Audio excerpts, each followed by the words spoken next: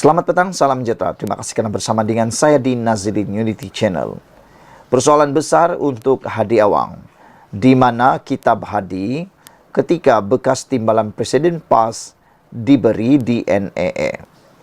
Kenyataan Presiden PAS, Tan Sri Abdul Hadi Awang semalam bahwa DNA dilepaskan tanpa dibebaskan, tiada dalam hukum Islam, adalah tidak berasas. Kerana DNA adalah prosedur yang wajib di mana-mana sistem kehakiman dan undang-undang termasuk syariah.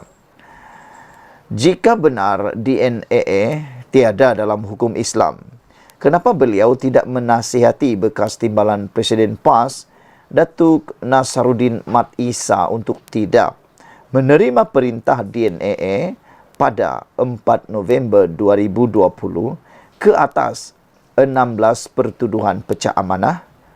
Mungkinkah ketika itu kitab Ustaz Hadi dalam isu ini masih belum wujud? Terdapat satu riwayat di mana Rasulullah mengarahkan seorang wanita yang mengaku berzina untuk pulang ke rumah kerana tiada bukti, sehinggalah wanita itu bersalin dan sempurna menyusukan anaknya, barulah dihukum atas pengakuannya. Bukankah keadaan itu sama dengan DNA? Kerana dalam konteks ini, pendakwa raya menarik balik pertuduhan apabila dipertimbangkan antara lain ketidakcukupan bukti atau perlu siasatan lanjut. Bukankah dalam Islam membebaskan 10 orang bersalah lebih baik daripada menghukum seorang yang tidak bersalah? Mengikut perkara 145 Perlembagaan Persekutuan, pendakwa raya mempunyai kuasa untuk tidak meneruskan pertuduhan dan justifikasi telah diberikan kepada mahkamah dalam mana-mana kes berkaitan DNA, termasuk dalam kes melibatkan timbalan Perdana Menteri Datuk Seri Ahmad Zahid Hamidi, jika kes itu yang dirujuk dalam ucapan beliau. Malahan Seksyen 103 dalam Karangan 1 Enakmen Tata Cara Jenayah Syariah Terengganu tahun 2001 yang digubal ketika Ustaz Hadi menjadi Menteri Besar Terengganu menyebut tentang DNA. Pada mana-mana peringkat apa-apa perbicaraan, sebelum penghakiman diberikan, pendakwa boleh jika difikirkan patut memberitahu mahkamah bahawa dia tidak bercadang untuk mendakwa tertuduh selanjutnya atas pertuduhan itu. Dan sesudah itu semua prosiding atas pertuduhan itu terhadap tertuduh bolehlah digantung dengan kebenaran mahkamah, dan jika digantung sedemikian, tertuduh hendaklah dilepaskan daripada pertuduhan itu. PAS tidak seharusnya menggunakan dalil agama mengikut rentak dan selera politik, kerana ia boleh mengelirukan rakyat, terutamanya orang Islam, sekiranya dalil yang disandarkan tidak tepat pada tempatnya. Faid Fazil merupakan jawatan kuasa pimpinan amanah nasional. Hadi Awang betul tak sihat atau berbohong nak elak disiasat. Perkara ini telah berlaku pada September 3, 2023, yang mana ketika itu polis hendak menyiasat Hadi Awang berkaitan dengan satu perkara. Namun dikabarkan bahawa status kesihatan Hadi pada waktu itu adalah tidak mengizinkan. Namun yang mengecewakan atau mengejutkan semua orang ialah apabila dilihat dan telah tular beberapa keping gambar yang mana Hadi telah berjumpa dengan Tun Mahathir bersama dengan beberapa orang kepimpinan yang lain. Ini selepas Hadi telah mengadakan kunjungan ke kediaman Tun Dr. Mahathir Mohamad bersama 3 lagi menteri besar PAS dan setiausaha agung-agung mereka. Ini menimbulkan persoalan sama ada Hadi menipu pihak berkuasa tentang status kesihatannya dan hanya untuk mahu mengelak daripada disiasat pihak polis. Walau bagaimanapun, itu kini menjadi telah terjawab apabila Hadi sudah pun disiasat oleh pihak polis. Sekian dulu untuk kali ini. Jangan lupa tinggalkan komen Anda. Sila tekan butang subscribe. Kita jumpa lagi. Bye-bye. Selamat petang, salam sejahtera. Terima kasih karena bersama dengan saya di Nazilin Unity Channel. Inilah keputusan dan inilah berita yang kita tunggu-tunggu sekian lamanya daripada Pakatan Harapan. Pakatan Harapan tidak setuju Najib diberikan pengampunan, kata Rafizi. Ini pasti menggembirakan para penyokong dan akarumbi Pakatan Harapan. Pakatan Harapan kekal dengan pendirian untuk tidak bersetuju pengampunan diberikan kepada bekas Perdana Menteri Datuk Seri Najib Tun Razak, kata Rafizi Ramli. Bagaimanapun, timbalan Presiden PKR itu berkata, walaupun PH tidak bersetuju, namun gabungan itu tidak mencampuri urusan berkaitan pengampunan terbabit. Itu memang pendirian kita, yaitu Pakatan Harapan. Cuma proses pengampunan ini ada proses tertentunya dan akhirnya ia adalah di bawah bidang kuasa yang di Pertuan Agong. Namun, jika ingin bertanya sama ada bersetuju, sebagai PH kami tidak bersetuju dan kami juga tidak mencampuri urusan terbabit, katanya lagi.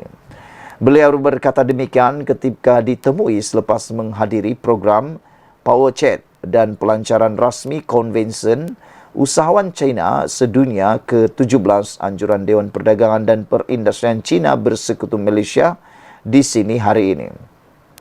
Rafizi berkata, biarpun tidak bersetuju dengan pengampunan terbabit, Najib berhak membuat permohonan untuk diampunkan termaktub seperti dalam perlembagaan.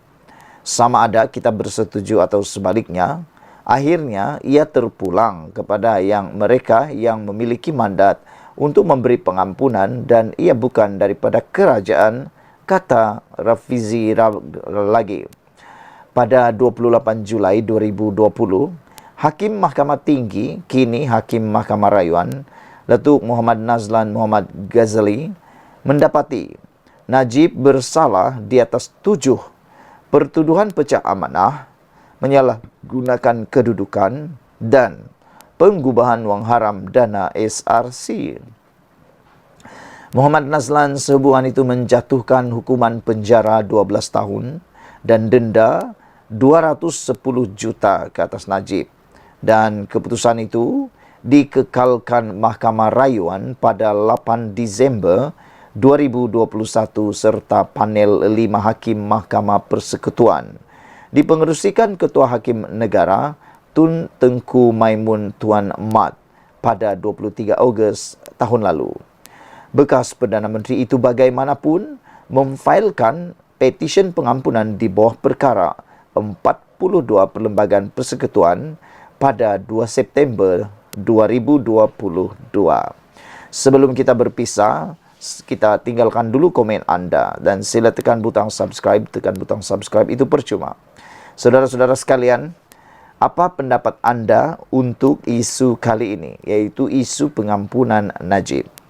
Menurut beberapa penganalisis politik dan juga pengamal undang-undang, Najib sebelum dapat diampuni, sebaik-baiknya perlu menerima hukuman sekurang-kurangnya 2/3 ataupun sekurang-kurangnya 1/3 daripada tempoh hukuman tersebut.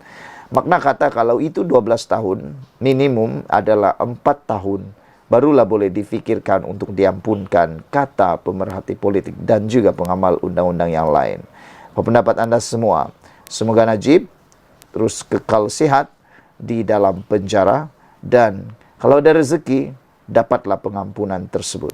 Sekian dulu untuk kali ini. Jangan lupa tinggalkan komen Anda. Bye-bye.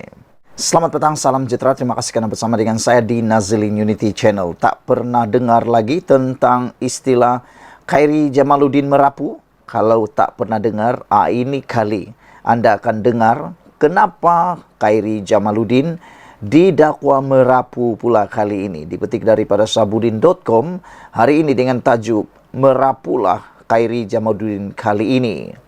Di sebalik banyak gesaan agar Syed Saddiq Syed Abdul Rahman meletakkan jawatan sebagai ahli Parlimen Muar, berikutan tindakannya menarik diri daripada menyokong kerajaan perpaduan, pemimpin UMNO yang terkeluar sekejap Khairi Jamaluddin nampaknya mempertahankan presiden muda itu.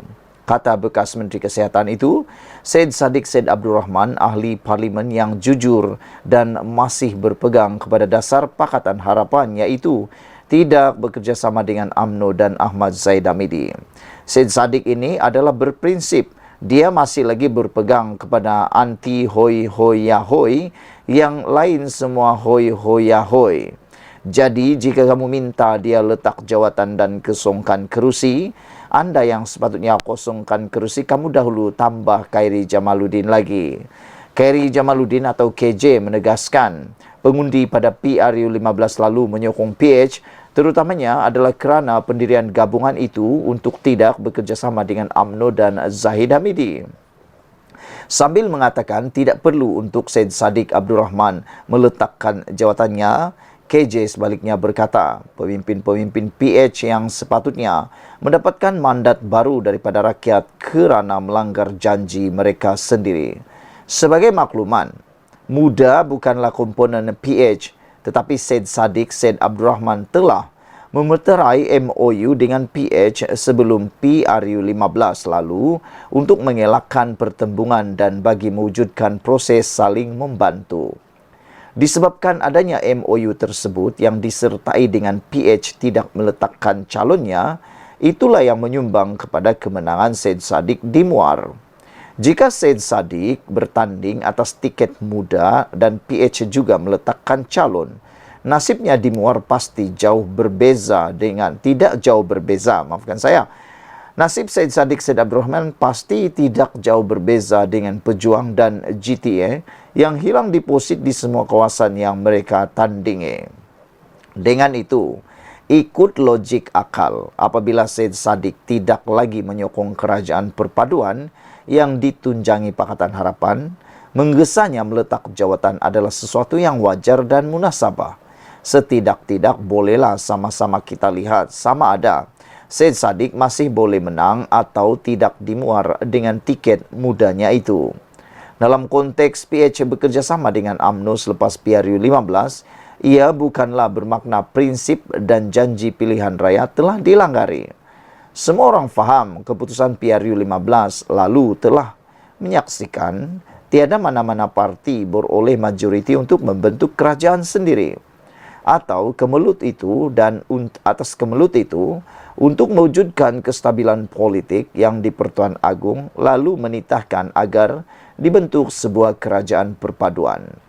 Dalam proses mendapatkan persetujuan ke arah itu, Muhyiddin Yassin yang mewakili PN awal-awal lagi selepas menghadap Agong telah membuat pendirian menolak untuk berada dalam kerajaan perpaduan. Setelah PN menolak, apalagi pilihan raya yang ada buat PH yang memiliki, apalagi pilihan yang ada buat PH yang memiliki 82 kerusi parlimen ketika itu. Apakah mahu dibiarkan negara tidak berkerajaan dan kemulut politik berperanjangan? Cuba ketika itu Muhyiddin mengatakan sedia bekerjasama dengan PH untuk membentuk kerajaan perpaduan demi mematuhi titah agung dan bagi mewujudkan kestabilan politik dalam negara. Apakah kerjasama PH dan UMNO masih wujud? Takkan benda simpel macam ini pun KJ masih tak boleh faham sampai sekarang. Lagipun, kalau Syed Saddiq seorang yang berprinsip dan memang menolak kerjasama PH dengan UMNO sejak awal lagi, kenapa sebelum ini beliau memberi sokongan?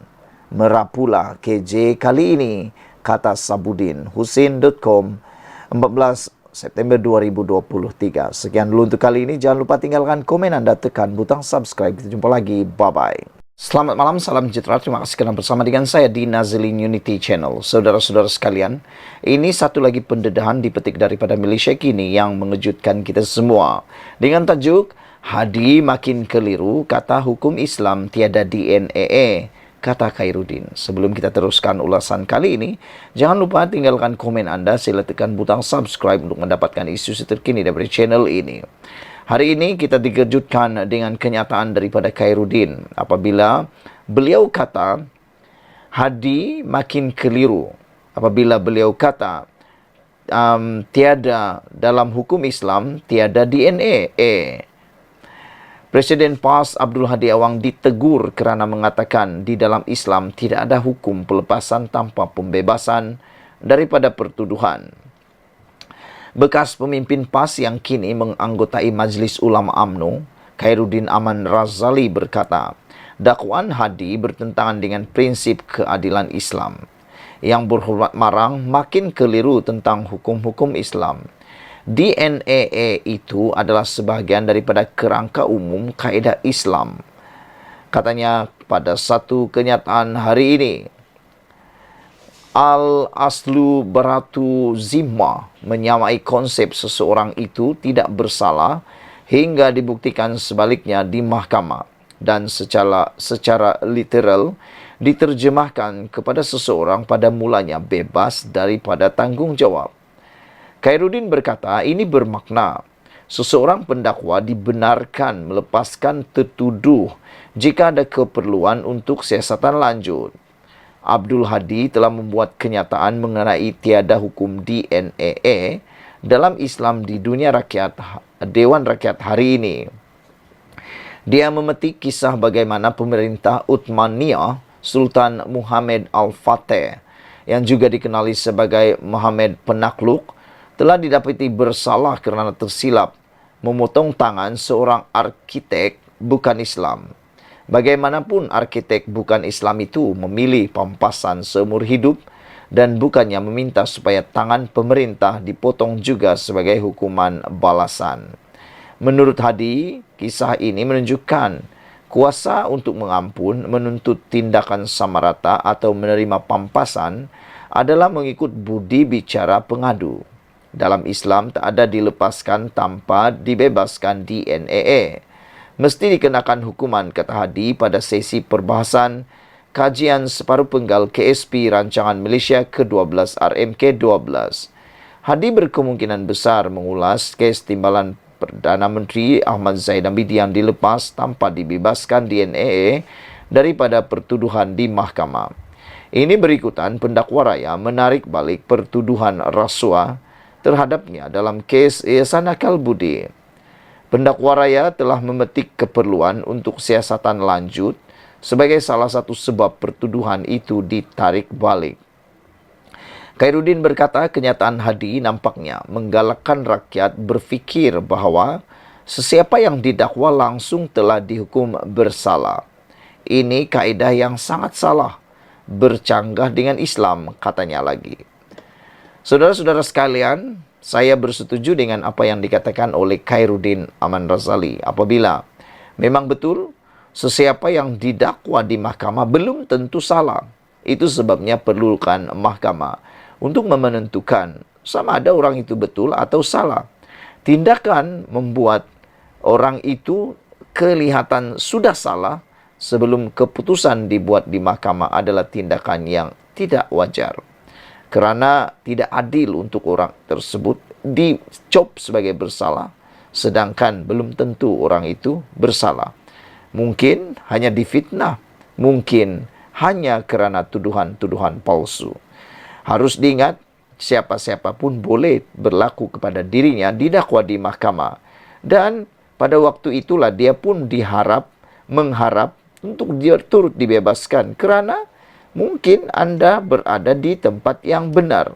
Apa perasaan anda kalau anda memang betul-betul tak salah tetapi didakwa secara salah atau didakwa kerana fitnah di mahkamah? Jadi apa terjadi? Pastinya itu juga akan anda nantikan untuk dibebaskan dan anda berharap anda dibebaskan. Bagaimana perasaan anda kalau anda pula dilakukan katanya anda bersalah tapi sebenarnya difitnah saja? Sekian dulu untuk kali ini. Jangan lupa tinggalkan komen anda. Sila tekan butang subscribe. Kita jumpa lagi. Bye-bye.